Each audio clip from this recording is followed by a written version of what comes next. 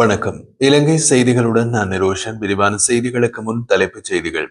உலக அளவில் கவனம் பெற்றுள்ள ஜனாதிபதி அனுருகுமார திசாநாயக்க மற்றும் அரசாங்கத்தின் உயர்மட்ட உறுப்பினர்களின் செப்டம்பர் மாத வெளிநாட்டு விஜயங்கள்.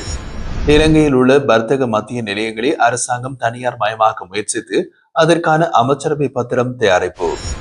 பாதுகாப்பு பிரதியமைச்சர் ஓய்வு பெற்ற மேஜர் ஜெனரல் அருண் ஜெயசேனவுக்கு எதிரான நம்பிக்கையில்லா பிரேரணை விவாதத்திற்கு எடுக்கப்படாமலே கைவிடப்பட உள்ளதாக தகவல். பிள்ளையானின் கீழ் செயல்பட்ட 6 துப்பாக்கிதாரிகளை கைது செய்வதற்கான நடவடிக்கைகளை ஆரம்பித்துள்ள குற்றப்புலனாய்வு திணைக்களம். தொடர்வது விரிவான செய்திகள். ஜனாதிபதி அனுருகுமார திசாநாயக்க மற்றும் அரசாங்கத்தின் உயர்மட்ட உறுப்பினர்களின் செப்டம்பர் மாத வெளிநாட்டு விஜயங்கள் உலக அளவில் கவனம் பெற்றுள்ளது. அமெரிக்கா, ஜப்பான் மற்றும் ஜெனீவா ஆகிய நாடுகளில் தொடர் நிகழ்வுகளாக நடைபெறவுள்ள இந்த பயணங்கள் நாட்டின் எதிர்கால வெளிநாட்டு உறவுகளுக்கு முக்கியத்துவம் வாய்ந்தவை என்றும் கருதப்படுகின்றது. செப்டம்பர் மாதம் 8ஆம் தேதி ஜெனீவாவில் தொடங்கும் ஐக்கிய நாடுகளின் மனித உரிமை கவுன்சிலின் 60வது அமர்வில் ஐநா மனித உரிமைகள் உயர் ஆணையாளர் வால்கர் டர்க் இலங்கை தொடர்பான புதிய அறிக்கையினை வெளியிட உள்ளார். அறிக்கையில் நாட்டில் உள்ள மனித உரிமை நிலை, சட்ட முறைகள் மற்றும் அரசின் ஒத்துழைப்புகள் ஆகியவை மதிப்பீடு செய்யப்படும். நிகழ்வில் இலங்கை சார்பில் வெளிநாட்டு அலுவலர்கள், வெளிநாட்டு வேலைவாய்ப்புகள் மற்றும் சுற்றுலாத்துறை அமைச்சர் விஜித ஹேரத் உரையாற்றுவார். அவர் உரையில் நாட்டின் தற்போதைய அரசியல் நிலைமை, ஜனநாயக நடைமுறைகள் மற்றும் மனித உரிமைகள் நிலைப்பாடுகள் குறித்து சர்வதேச சமூகத்திற்கு விளக்குவார் என்று எதிர்பார்க்கப்படுகின்றது. அதேவேளை பிரித்தானியா மற்றும் கனடா இணைந்து இலங்கை தொடர்பான புதிய தீர்மானத்தை முன்வைக்க திட்டமிட்டுள்ளன. வெளிநாட்டு அலுவலர்கள் அமைச்சர் இதற்கிடையில் ஏனைய நாட்டு அமைச்சர்கள் மற்றும் தரப்பினருடன் இருதரப்பு சந்திப்புகளிலும் ஈடுபடுகின்றார். இதன் பிறகு ஜனாதிபதி அனுருகுமார திசாநாயக்க செப்டம்பர் 23ஆம் தேதி நியூயார்க் செல்ல உள்ளார். அங்கு ஐக்கிய நாடுகள் பொது சபையின் 80வது அமர்வில் செப்டம்பர் 24ஆம் தேதி இலங்கையின் சார்பில் உரையாற்றும் நிகழ்வு நடைபெறும். அவரது உரையில் வெளிநாட்டு கொள்கை, காலநிலை மாற்றங்கள் தொடர்பான ஒத்துழைப்பு மற்றும் நிலையான அபிவிருத்தி உள்ளிட்ட முக்கிய அம்சங்கள் இடம்பெறும் என்று எதிர்பார்க்கப்படுகின்றது. அத்தோடு பல உலக தலைவர்களுடனான இருதரப்பு சந்திப்புகளும் திட்டமிடப்பட்டுள்ளது. நியூயார்க் விஜயத்தை முடித்த பிறகு ஜனாதிபதி அனுருகுமார திசாநாயக்க ஜப்பான் செல்கின்றார். செப்டம்பர் 27ஆம் தேதி ஒசாகாவில் நடைபெறவுள்ள ஜப்பான் எக்ஸ்போ 2025 மாநாட்டில் பங்கேற்பார். ஜப்பான் பிரதமர் ஷிகேரு இஷிபாவின் அழைப்பின் பேரில் நடைபெறும் இந்த விஜயத்தில் பொருளாதார முதலீடு, தொழில்நுட்பம், பாதுகாப்பு மற்றும் கட்டமைப்பு ஒத்துழைப்பு தொடர்பான முக்கிய பேச்சுவார்த்தைகள் நடைபெறும் என்றும் தெரிவிக்கப்பட்டுள்ளது. இலங்கையில் உள்ள வர்த்தக மத்திய நிலையங்களை அரசாங்கம் தனியார் மயமாக்க முயற்சித்து அதற்கான அமைச்சரவை பத்திரம் தயாரிக்கப்பட்டுள்ளதாக கூட்டுறவை பாதுகாக்கும் தேசிய அமைப்பு தெரிவித்துள்ளது. அத்தோடு கூட்டுறவுத்துறையை கம்பெனிகளாக மாற்றும் திட்டங்களும் தீட்டப்பட்டுள்ளதாக அமைப்பின் செயற்பாட்டாளர் ஹர்சர குணரத்ன அதிகாரி தெரிவித்தார். அவர் கூறுகையில், வர்த்தக, வாணிப, உணவு பாதுகாப்பு மற்றும் கூட்டுறவு அபிவிருத்தி அமைச்சர் வசந்தர் சமரசிங்கவும் வர்த்தக மத்திய நிலையங்களை அரசு நடத்த முடியாததாக தெரிவித்தார். கூட்டுறவுத்துறையின் அடிப்படை நோக்கங்களை மாற்றி கம்பெனிகளாக மாற்றும் திட்டத்தின் ஒரு பகுதியாக பல நிறுவனங்களை கூட்டுறவுத்துறையுடன் இணைக்கும் முயற்சிகள் நடைபெற்று வருகின்றன. கிராமிய பொருளாதாரத்தின் முதுகெலும்பாக புராதன காலத்திலிருந்து நடைமுறையில் உள்ள கூட்டுறவுத்துறை இந்த மாற்றங்களால் பாதிக்கப்படலாம். அரசாங்கம் ஆட்சிக்கு வருவதற்கு முன்னர் சொத்துக்களை விற்க மாட்டோம் என்று வாக்குறுதி வழங்கியிருந்தாலும் தற்போதைய நடவடிக்கைகள் அதற்கு முரண்பாடாக இருக்கின்றன. ஐக்கிய மக்கள் சக்தி மற்றும் எதிர்க்கட்சி கூட்டணிகள் முன்வைத்திருந்த பாதுகாப்பு பிரதியமைச்சர் ஓய்வு பெற்ற மேஜர் ஜெனரல் அருண் ஜெயசேனவுக்கு எதிரான நம்பிக்கையில்லா பிரேரணை விவாதத்துக்கு எடுக்கப்படாமலேயே கைவிடப்பட உள்ளதாக தெரிவிக்கப்படுகிறது. இதற்கு காரணமாக சட்ட சிக்கல் ஒன்று உருவாக்கியுள்ளதால் பிரதியமைச்சருக்கு வர்த்தமானி அறிவித்தல் மூலம் எந்த ஒரு விடயப்பரப்பும் வழங்கப்படவில்லை என்பதும் குறிப்பிடத்தக்கது. இதனால் அவருக்கு எதிராக நம்பிக்கையில்லா பிரேரணை முன்வைக்க முடியாது, குற்ற பிரேரணை மட்டுமே முன்வைக்க முடியும் என்று ஆளும் கட்சியின் முக்கியஸ்தர்கள் தெரிவித்துள்ளனர். குறித்த நம்பிக்கையில்லா பிரேரணை நேற்றைய நாடாளுமன்ற நிகழ்ச்சி நிரலில் சேர்க்க திட்டமிடப்பட்டிருந்தது. ஆனால் சட்ட தெளிவு வரும் வரை சபாநாயகர் ஜெகத் விக்ரமரத்ன நாடாளுமன்ற அதிகாரிகளுக்கு அதனை விவாதத்திற்கு எடுத்துக் கொள்ள வேண்டாம் என்று அறிவுறுத்தியுள்ளார். அத்துடன் இலங்கை வரலாற்றில் பிரதியமைச்சர் ஒருவருக்கு எதிராக நம்பிக்கையில்லா பிரேரணை முன்வைக்கப்பட்ட முதலாவது சந்தர்ப்பம் இதுவாகும் என்று ஆளும் கட்சியின் முக்கியஸ்தர்கள் குறிப்பிட்டுள்ளனர். வடக்கு மற்றும் கிழக்கு மாகாணங்களில் எதிர்வரும் 18ஆம் தேதி திங்கட்கிழமை பூரண கதவடைப்பு நடைபெற இருப்பதாக அறிவிக்கப்பட்டுள்ளது. இதனையடுத்து திருகோணமலையில் இலங்கை தமிழரசு கட்சியின் இளைஞர் அணி நேற்றைய தினம் சனிக்கிழமை துண்டு பிரசுரங்களை விநியோகித்திருந்தது.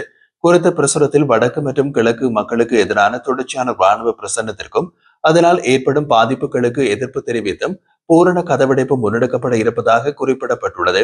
இது தொடர்பில் நாடாளுமன்ற உறுப்பினர் ரா சாணக்கியன் ஊடகங்களுக்கு தெரிவித்தபடி, இந்த முழுமையான கதவடைப்பு அரசாங்கத்திற்கு ஒரு பாரிய சவாலாக அமையும் என்றார்.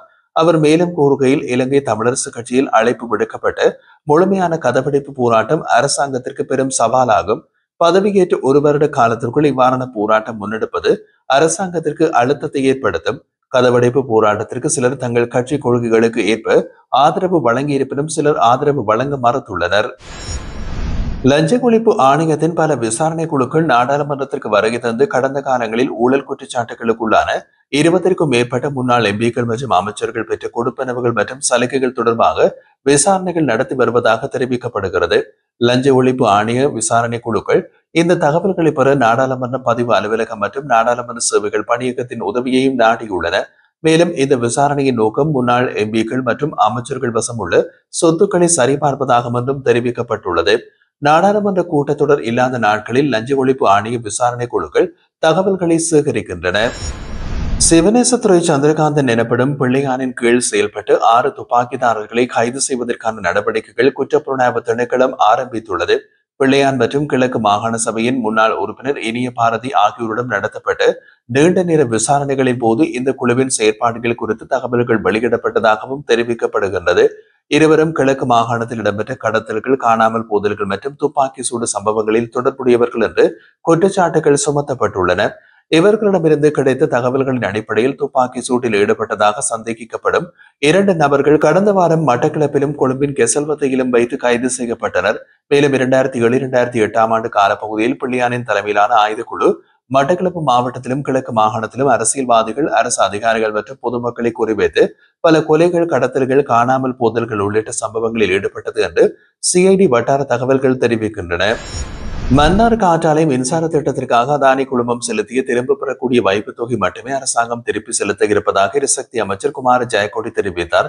அதானி குழுமம் இந்த திட்டத்திற்கு நிலையான எரிசக்தி ஆணையத்தில் வைப்பு தொகையை செலுத்திக் உள்ளது.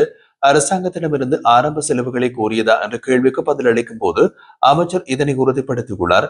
அவர் கூறுகையில் எந்த ஒரு திட்டமும் திரும்ப பெறக்கூடிய மற்றும் திரும்ப பெற முடியாத வைப்பு தொகைகளை உள்ளடக்கிய நிலையிலேயே உருவாக்கப்படும். அதன் அடிப்படையில் அரசு திரும்ப பெறக்கூடிய வைப்பு தொகைகளை மட்டுமே அதானி குழுமத்திற்கு செலுத்தும்.